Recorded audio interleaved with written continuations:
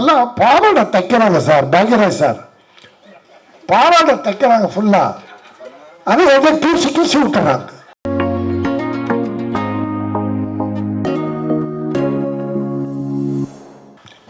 அன்பிற்கும் மரியாதைக்கும் உரிய என்னுடைய ஆரியர் சகோதரர், நகைச்சுவை அரசு அல்ல, காமெடி கிங் அல்ல, நகைச்சுவை பேரரசு கவுண்டமணி அவர்களே, அருமை சகோதரர் பாக்யராஜ் அவர்களே, இயக்குனர் வாசு அவர்களே, 5 ஸ்டார் கதிரேசன் அவர்களே, செந்தில் அவர்களே, என் அருமை தம்பி ஸ்நேகன் அவர்களே, மற்றும் மேடையில் வீற்றிருக்கிற வல்லவர்களே, வாழ்த்து வந்திருக்கிற நல்லவர்களே, ஊடக நண்பர்களே, உங்கள் அத்தனை பேருக்கும் என் முதற்க நன்றியை நான் தெரிவித்துக் கொள்கிறேன். கவுண்டமணி அவர்கள் முதல் நாடகங்கள் நடிக்கிற போது அவரை நான் நாடக நடிப்பை பார்த்து ரசித்தவன். கலைவாணர் அரங்கம், பழைய கலைவாணர் அரங்கம் கட்டிடத்தில், அண்ணாமலை மன்றத்தில் மற்றும் உள்ள நாடக மேடைகள் எல்லாம் அன்றைக்கு நாடகங்கள், அவருடைய நாடகம் தொடர்ந்து நடக்கும். அவருடைய பாடி லாங்குவேஜ், டயலாக் டெலிவரி நாடக உலகில் அவ்வளோ ஒரு பெரிய புரட்சியை உண்டாக்கியது. அதற்கு பின்னாலே அவர் நான் 16 வயதினிலே பார்த்தேன்.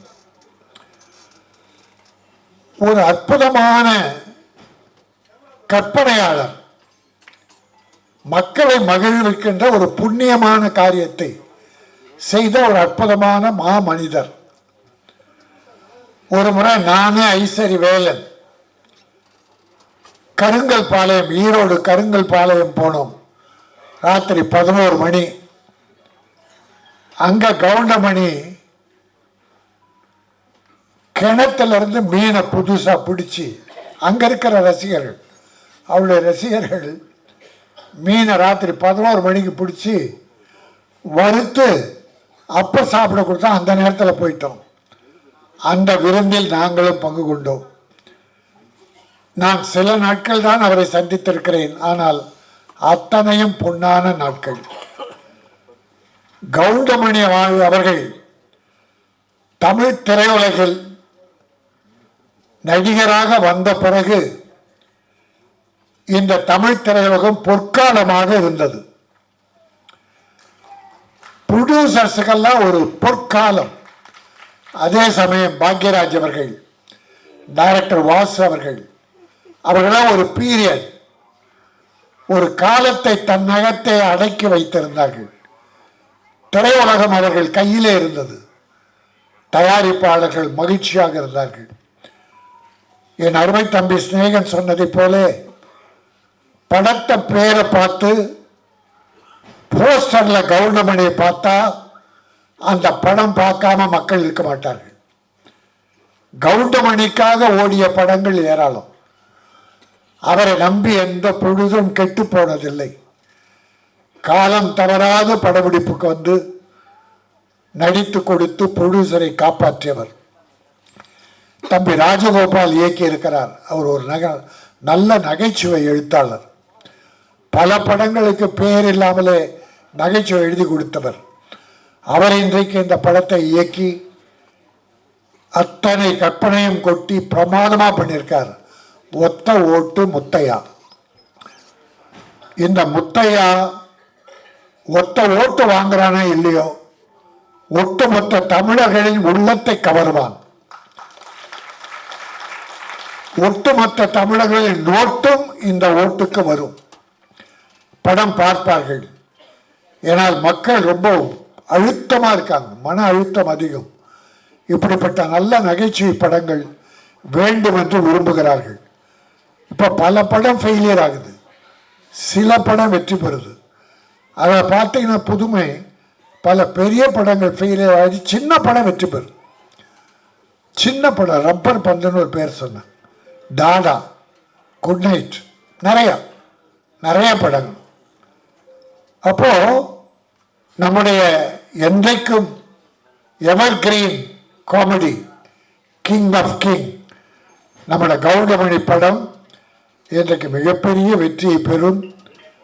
ஒரு காலம் பூரா அவர் எல்லா வீட்டிலும் இருந்தார்.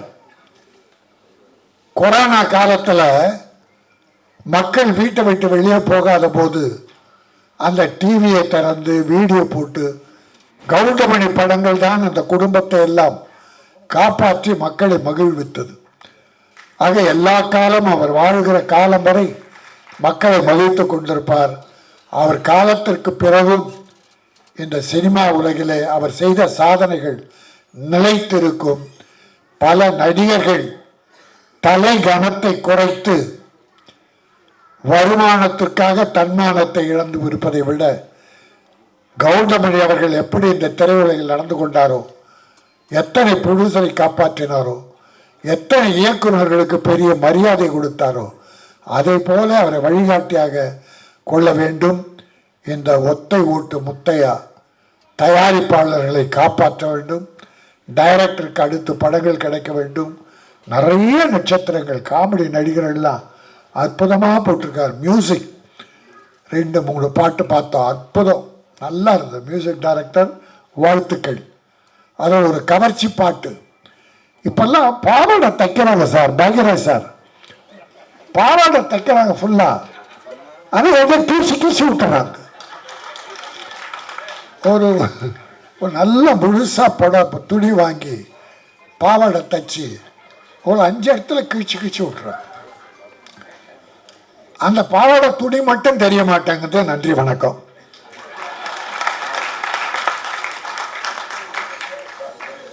சொன்ன மாதிரி கண்டென்ட் எல்லாம் ப்ராப்பராக ரிசீவ் ஆயிருக்குன்னு நினைக்கிறேன். Thank you so much sir, K Rajan sir, producer sir. அடுத்ததாக பேசுறதுக்காக Tamil film producer council secretary 5 star Kathiresan அவர்களை பேச அழைக்கிறேன். இவர் கொடுத்த நிறைய திரைப்படங்கள், நல்ல திரைப்படங்களை நமக்கு வந்து செலிப்ரேட் பண்ணியிருக்கோம் சார். ஒரு சில